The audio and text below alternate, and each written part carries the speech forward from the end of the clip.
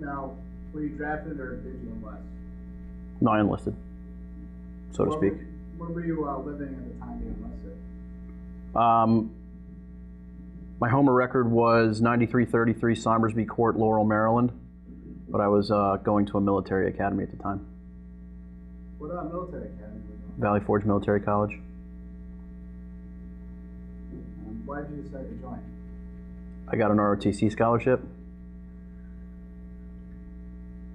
Why did you pick the branch of service that you joined? The infantry? Yeah. Because it's the infantry. I don't really have a good reason. Did you recall your first days in service?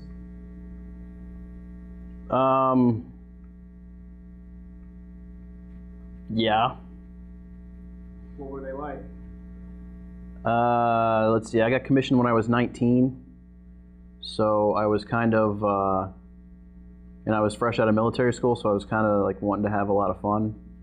So I would say when I first came into the Connecticut Guard, it was kind of just there because I was only drilling once a month and there was AT. I mean, it was like a big deal, but I had a whole lot of other stuff going on. I didn't really, I'd have to say I didn't really start, I wouldn't consider my like actual military career started until like 2 years after I came in because I wasn't paying attention to what was going on back then.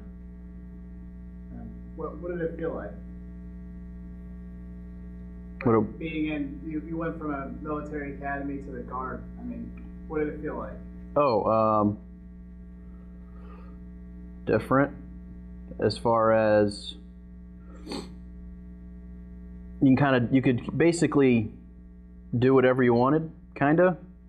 You're in military school, everybody's watching your every move. You know, there's no freedom there whatsoever. You do what you're told. I mean, similar to the military, but it's much more regimented as opposed to being in the military. You know, I mean, if you're the platoon leader and you want your platoon to go over here, you know, you go. You know, I mean, I don't know. You want to talk a little bit about your boot camp and training experiences? Let's see.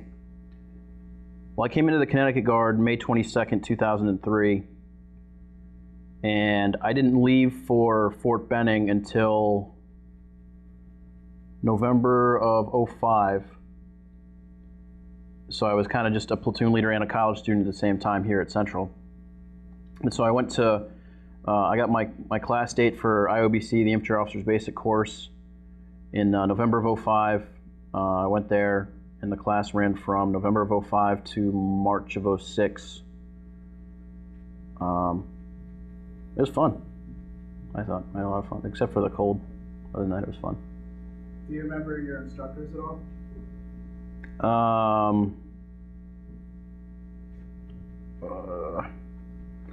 It's Staff Sergeant Interiano. I don't remember his first name.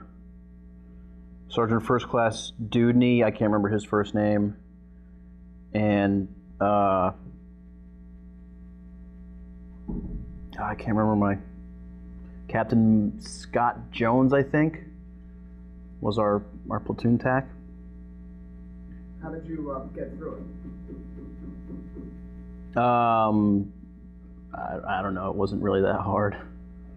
Gotcha. It wasn't. I mean, it's not like basic training where you get yelled at all the time. I mean, it was more like, I think it was more like college type classes where you're there to learn stuff and then you go to the field and you execute what you learned. You're not getting yelled at all the time and that kind of stuff, like basic training.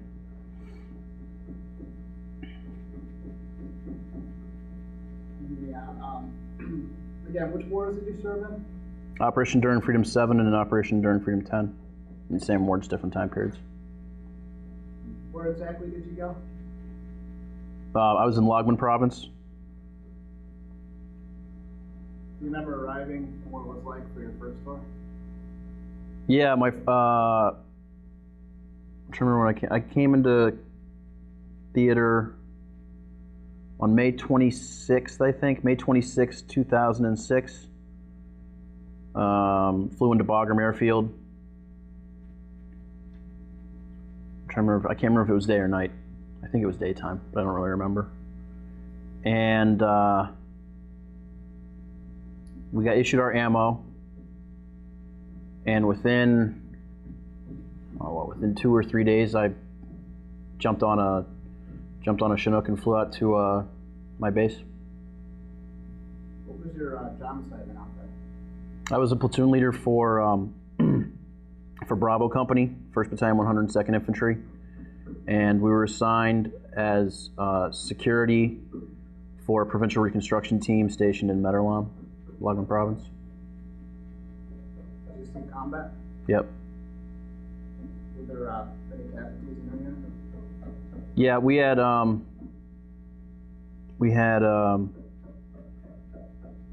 three guys wounded from my platoon, wounded in direct enemy contact, and then we had two soldiers from the PRT killed in a suicide bombing, and we had a soldier in our battalion who wound up who came to our FOB, got killed in an IED. And then we had a couple soldiers in the PRT get wounded. Can you tell me about a couple of your most memorable experiences that you had over there? Most memorable. First firefight, I'd say, was rather memorable, not because it was so remarkable. It didn't actually last for very long. It was 5 minutes maybe, but it was like, whoa, somebody's actually shooting at me. I don't know. It was kind of surreal. I felt like first, I don't know, it was a lot different than I thought it was going to be. It was kind of like, I can't believe they're actually shooting at me. Who wants to shoot at me? I'm awesome. I don't know. It's kind of weird. That was one of them. And then the other, there's like 3 others that really stick out in my mind, and I can't say any of them are really good experiences. September 18th, 2006, Staff Sergeant Robert Paul and Sergeant First Class Meredith Howard got killed in a suicide bombing in Kabul. I remember that. November 2nd, 2006, Jason Coppola, Matthew Small, Jason Walker, some A&A guys. The Taliban landed a mortar right in the middle of one of my patrol bases. So we had to get them out. That was bad. And then December 15th, 2006, Staff Sergeant Joseph Faniff got killed in an IED just about 1 kilometer north of the base.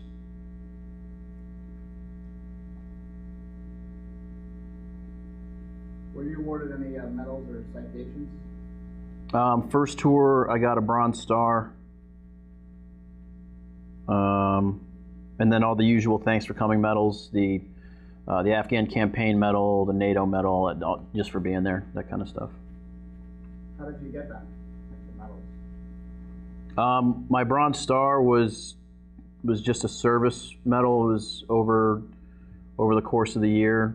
Someone put me in for the medal, and I got it. I mean, it wasn't an impact specific. It wasn't an event specific award.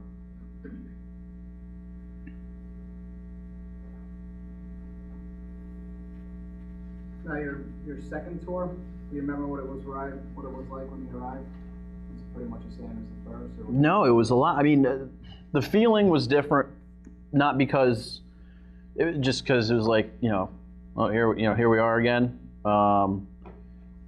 But you could tell from the second tour, because I was in Afghanistan back in 2006, and the front burner war was Iraq. That was when everything was going on in Iraq. So the same thing, because everything's going on in Iraq, that's where all the money's going, But when I came back, I landed in theater February 18th, I think, 2010, and you could tell that Afghanistan had become like the hot war, because all of a sudden there were T-walls, there were MRAPs, there was all kinds of new technology. Bagram was being built up even more. I mean, you could tell they were funneling money into that place. So that was, like, I remember just walking around Bagram, because Bagram was big the first time I was there, but the second time I was there, turned into one of those super fobs that you hear about in like Iraq, where you're just walking around, you're like, look at it, look at all this stuff. That was your job assignment the same the second time around? No, same unit. I was in 102nd Infantry, but this time I was assigned to Alpha Company as the executive officer. And did you see combat again? Yep. Was there any more memorable experiences on this tour? Yeah, I remember when Staff Sergeant Edwin Rivera got killed. I actually was just coming back from leave, and he, I got a call on my cell phone. Yeah, you got cell phones over there, isn't that weird? I got a call on my cell phone saying, hey, we just got hit. And so I kind of, I made my way to a secure line, called back, and I found out that they were sending Staff Sergeant Rivera, well, Sergeant Rivera at the time. He got promoted posthumously. But I found out they were sending Sergeant Rivera to Jalalabad airfield, and then from there they were going to send him. It was kind of a hunch, but I figured they were going to send him to Bagram because you have different levels of care. So they wound up sending him to Bagram, so I stayed at Bagram, and I actually got to go into the ICU and see him and everything, and sit at his bed after he got hit by the rocket. So yeah, that was one. And then all the other ones, I wouldn't say they were specifically memorable. I mean, as opposed to, we went through a period in time where we conducted a bunch of company level plus air assaults where we basically had like a battalion size element, and we air assaulted into the mountains and stuff, and did raids and all that kind of stuff. What were those like, the raids and going up to the mountains? Well, I think we did 5 or 6 different ones, and the first one was like, there was like this crazy like excitement in the air. We did the first one because like none of us had ever really done an air assault before, because we're a light infantry battalion. We don't have helicopters. We were used to going places on foot. So we basically just all piled into these Chinooks with as much stuff as we could carry, and we just like flew off, and we landed and we got off, and we were like, huh. And it was, we landed on this ridge line, and we, the company moved out. I moved with the mortar section because that's my job. That's one of my jobs in the field as the executive officer. So we set up the mortars and everything, and we had bad guys started maneuvering on us, but we had Apaches with us, and the Apaches are like super crazy deadly at night because they have all those crazy thermal sights and all that kind of stuff. And they just call us and they'd be like, hey, we got guys moving on you with weapons.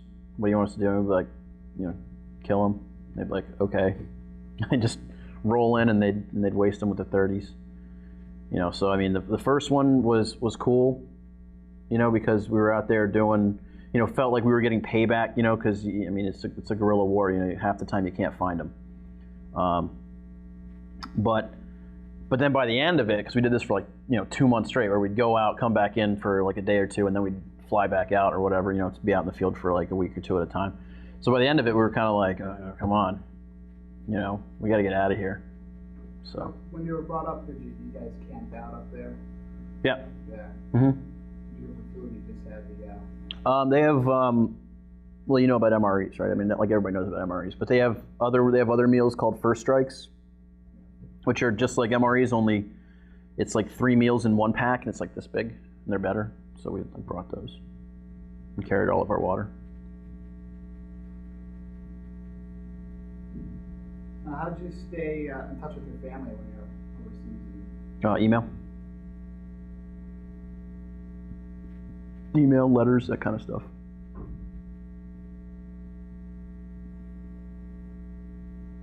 So they kept you with internet and stuff and laptops, and you basically had a good connection back home. Yeah, well, I was one of the lucky ones because I'm the executive officer. I get my own computer.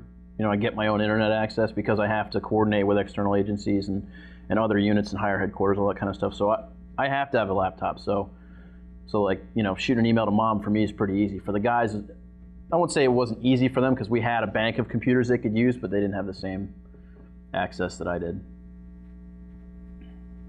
Now, the food up in the mountains are obviously the instant ones, but what was the food like when you were back at your camp? We had we ate out of an MKT, which don't ask me what that acronym is. I can't remember what it stands for. It's like a modular medium kitchen trailer or something like that. I don't know. It's a burner. We had cooks, and you get food airlifted into you, and they cook it, and it tastes like crap, pretty much. Like generic stuff. Yeah. Now, your supplies. Did you have plenty of supplies? Mm-hmm. Yeah, we ran low on certain things, but you know, I mean, we would run low on certain parts for vehicles, you know, because MRAPs are everywhere in theater, and of course every vehicle has the same kind of weak spot, so you'd have parts are breaking all over the place, so you know, it'd take you a little bit to get that vehicle fixed. But I mean, we always had plenty of ammo. I mean, I hope so. It was my job to take care of ordering ammo and getting ammo in, but we ran into a shortage on Mark 19 lubrication, LSA or LSAT, but other than that, we pretty much had just about everything we wanted. I mean, not infrastructure-wise, but supplies-wise, we did.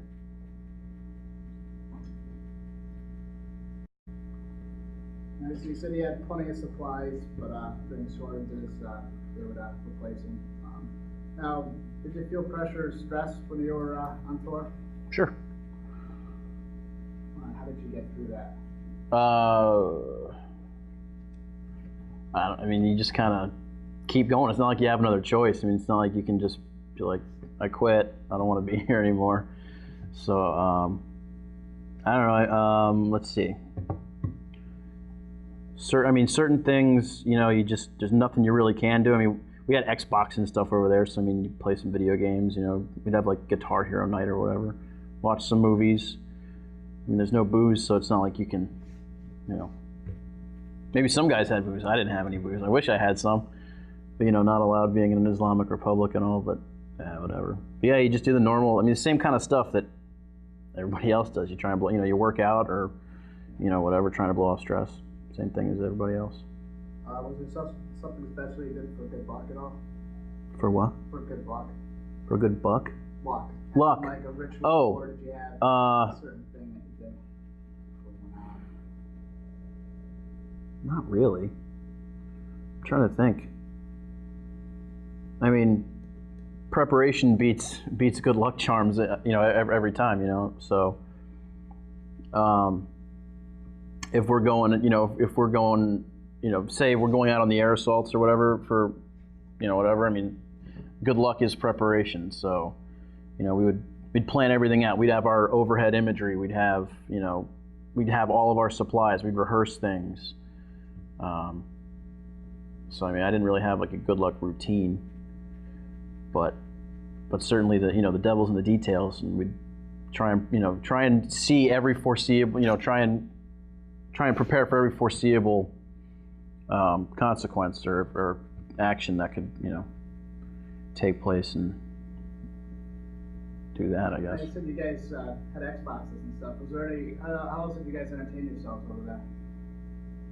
Well, the USO, it's amazing the stuff you can get overseas. I mean, you'd think like you're in Afghanistan, you can't get anything. I mean, it's amazing. I mean, I think we had like 6 acoustic guitars that got sent to us from the USO. We had PS3s get sent to us. We had Nintendo Wii. We had Xbox. We had, you know, like football. We didn't have a basketball court, but we had basketballs. We had wiffle ball setups. We had like flag football setups. We had a fully stocked gym. We had internet in it's called the MWR, the Morale, Welfare, Recreation Center. We had internet in there. We had a foosball table. We had a ping pong table. People would send us movies. I'd say board games, but nobody ever played them. At least not that I saw. Cards. Were there entertainers that came over? No. They go to the big bases. They don't come to the small little outposts. What did you do when you were on leave? I came back here. Well, I had to go on leave early in the tour because the nature of my job was to run logistics and run basically the command post when we were in the field.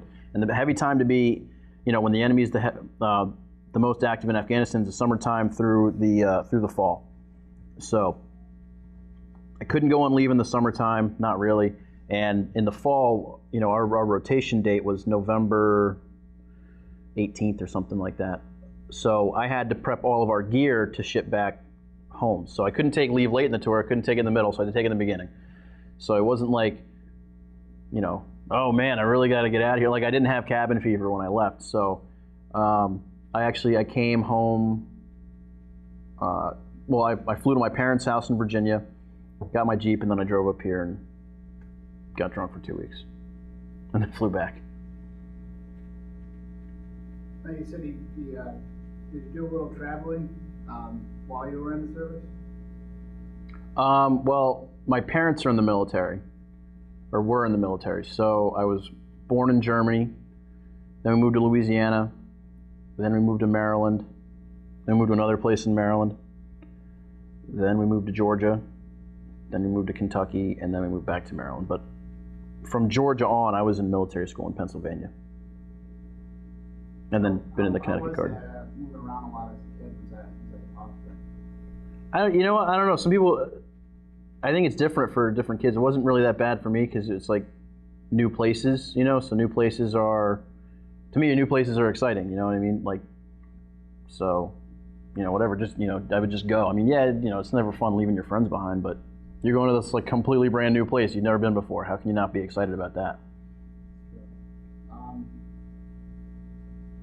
Now, as far as education, were you schooled in public schools when you Mm-hmm. in different places? Yep.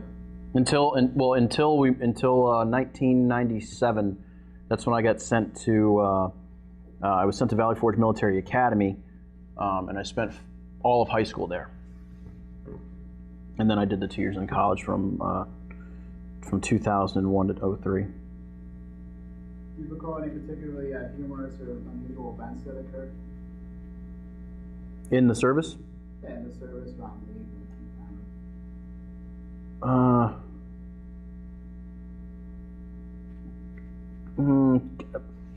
Kind of, but I don't know. I mean, it's like I remember this. There's one specific event that I remember as being really funny. It's probably not going to sound that funny because they never do. But we were on this ridge line. We were doing a joint operation with the French, and at some point, well, we had a company down on the valley floor. We were on the ridge line, one of our companies, Bravo Company, and they started getting shot at from where they were. So of course we all start paying attention to what's going on over there. So some Taliban guys maneuvered on us to the north, up on higher ground, and they kind of, I don't know exactly how close they got, maybe within 100 yards, 100 meters, and they opened up on us with a couple machine guns. So, we're shooting back and all this kind of stuff, and I'm dealing with the mortar section, but we had built these, anytime you go somewhere and you're going to be there for a while, you dig in or you build up some kind of cover. So we'd found this almost like it was like a rock wall, but it almost kind of looked like a crappy house foundation. So we started building stuff up in there. We put ponchos over it, for the command post to be in, and my company commander kind of was standing above it, but it was on a downward slope, and he slipped into it, and he looked like what Kilroy is, and he kind of like looked over his thing. He looked like Kilroy. I don't know. It was just kind of funny. It was like in the middle of a firefight. You're like, I don't know. It's weird. You notice the weirdest things, and sometimes they just make you laugh like uncontrollably. I don't know. It's dumb, but whatever. Was there any other humorous or unusual events that you remember?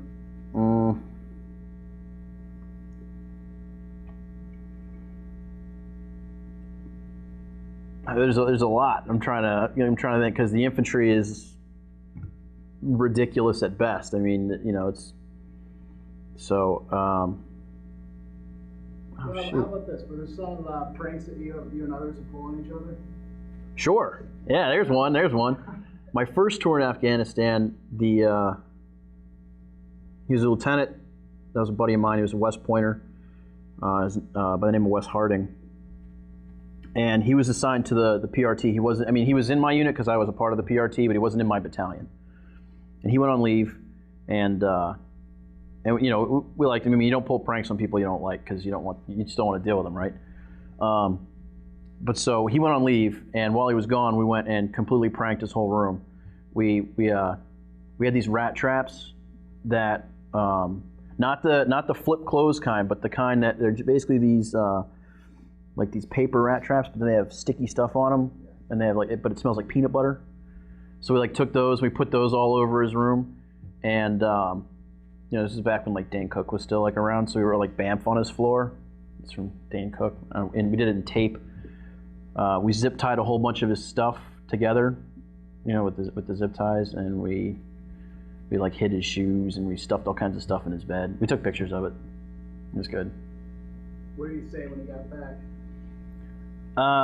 He basically was just I can't believe, you know, the generic stuff, you know, I can't believe, I'll get you back, and of course he never did. But my this is another one. My soldiers actually painted my room pink while I was over there. When I went on leave, they painted my room pink, and they put this purple border around, and they drew flowers all over the walls and stuff. And they cut pictures of guys out of a muscle magazine, and they framed them and put them up all over the place. They hung 550 cord, you know, it's just string. They hung it from the ceilings, and they put these pink streamers down, and they put a whole thing on my bed. Yeah, I got pictures of that somewhere. Yeah, it was pretty funny. Any other pranks or unusual events that you got? Or? No, not really. Nothing I can really think of. Well, what did you think of officers or fellow soldiers?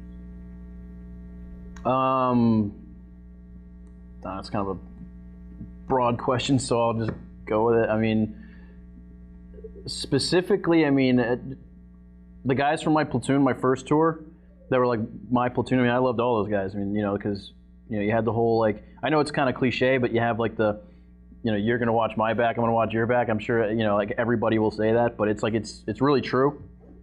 So I got along great with all those guys. I loved them. I see a bunch of them. Do you know Ross Alexander? No, I thought you guys had interviewed him. Okay, he was one of my guys. You know, and I run into a bunch of them because you know we were the Connecticut Guard, so they're all here. You know, so I run into them all the time. You know, but then you know, on the flip side, you know, I would have we had this guy. I won't say his name, but he thought he was so smart.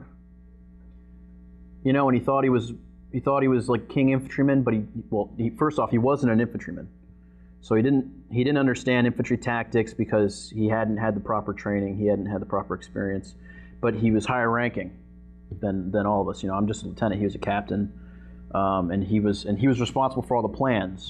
This is my first tour, so he'd always come up with these plans where you know, you're looking at it and you're like, there's no way that's going to work. You know, this is, you know. At best, it's not going to work, and we're not going to accomplish our mission. At worst, it's going to get somebody killed. So you would you'd butt heads with people about stuff like that, but to the point where you'd have to watch out, make sure you didn't get fired, because if you get fired and you get sent away, who's going to watch out for your soldiers? You know, nobody. So you got to kind of, I don't know, it's a tightrope you got to walk. And then my second tour, my company commander was terrible. He wound up getting fired, and I got a new one, which was a plus. That's good. Did you keep a personal diary at all while you were over there? I did, but I burned it. Burned it? Yeah, I'm serious. You just didn't like what you saw? No, I just didn't want. I mean, you know, I would go back through, and I would, you know, because when do you write? You write when you're really pissed off about stuff, you know. So I went back through, and I was looking at it, and I was like, man, I don't want to remember this. I just threw it in the burn barrel and burned it. You're still enlisted, right? Yeah. Do you remember the last day before you ended your active duty tour? In theater, or when I came off of, because my tour didn't technically end until February 11th, but I'd been home for 3 months. remember the last day before I left Afghanistan? Yeah. Yeah. So like just packing up everything. Were you excited to get home? Well, it's the process going home takes like 2 weeks. Yeah. It just takes forever. So we'd already left our base. We were at Bagram. And actually, I remember specifically, we were all, it's kind of like when school gets out for the summer when you're going home. You're like, sweet. You're like, who cares? Whatever. I remember it was either the last day or the second to last day. Bagram got rocketed, and they have these like speakers everywhere, and and they come out and they're like incoming or whatever. We were in the chow hall, a whole bunch of us, all coming back, all from our unit, all coming back. We were the last people to leave. And I just remember looking over in the room, there were a bunch of civilians like getting under tables. And it was really funny because I was just like, I don't know if you know what a 107 millimeter rocket's gonna do when it explodes, but a table's certainly not gonna save you. So we were just like, whatever, just keep eating, because if that thing hits, doesn't matter, you're not coming out alive. So that was like the day before or something we came home. I thought it was pretty funny. Now, when you got home, what did you do the days and the weeks afterward? I ate a lot of good food. That was one of the first things I did. I went to the counter in West Hartford. I love that. Burgers. Yeah, they do. Yeah, good burgers. Yeah, I was there 2 nights ago actually. But yeah, that was like the biggest thing is that I did when I came home was, because when you're coming home, you're in transit, so you don't really have anything to do other than show up. The people with the responsibility are the people that are moving you home. So you get plenty of sleep, all that kind of stuff, but you're still eating crappy Army food. So I remember like I basically just had like a list of like places I was going to go. So. Did you end up visiting any of those places? Yeah, I went to all of them. Nice. Like in the first like week, I went to like the counter, like Cheesecake Factory, like all those kind of places. Where I wanted like. Yeah, where I wanted like all those like certain things from certain places. Obviously, you're back at Central. Did you do any work at all before you went back to school? Or you just went right back to school? No, I went right back to school. This time I went right back to school. My first tour, I took a semester off. This time I just came back and went right back into school. Was your education supported by the GI Bill? Yeah. Yeah, I've got, first time I came back, I used Chapter 1607. This time I'm using Chapter 33 post 9/11, which I'm still waiting for that to kick in, but that's what I'm using now. Did you make any close friendships while in service? Sure. For my first tour, Pete Skirpo, he's a New Britain cop. He was my platoon sergeant, and we still have, we still go out and hang out, do lunch, all that kind of stuff. But mostly because I'm right here, it's like the same guys that you're friends with, it's not like they're gone somewhere else, we're here in Connecticut, so they're all here. So I still hang out with the same guys that I hung out with, just because like guys move to a different unit in Connecticut, they're still in the States, so you can still hang out with them. How you continued the relationships from say, training at all? From like boot camp on, or just kind of be picked up through? No, some of the guys that I was in boot camp with, IOBC with, I talked to some of them for a while, but we kind of fell out of contact after a while. But I was actually at IOBC with 2 guys that are here in the Connecticut Guard, so I still see them. Did you join any veterans organizations? No. Do you know what you want to do for a career after you're done with school? Or? Yeah, I'm working on my bachelor's degree in finance. Seems like forever now. But I started college in 2001. It's 2011. Ooh, jeez. Yeah, I'd like to get a job working some major corporation in, fixed income, corporate finance, something like that. Did your military experience influence your thinking about more military in general? I'm sure it influenced my thinking on the military. I can't think of how, but I'm sure it did. But it definitely influenced my thinking on the wars. You know, I mean, the wars of our generation. You know, it's Iraq and Afghanistan. I mean, yeah, we were around for Grenada. Well, not really Grenada, kind of Grenada, but Panama. But I was too young to really remember Panama. The first Gulf. My dad was there, but I think I was like 7. You know, so like I don't remember anything about that really. But Iraq and Afghanistan, sure, definitely. I mean, they're not as like a cut and dried situation as like people, you know, because I mean you've got the protesters on one side, then you got the crazy pro-war people on the right side, you know, and each one is trying to simplify it down to like, oh, we should be there, oh, we shouldn't be there, you know, but it's a war with like multinational coalition and all that kind of stuff. It's never that simple. It's, you know, it's not going to be as simple as, oh, well, we shouldn't be in Afghanistan because we could build better schools. You know what I mean? It's not that simple.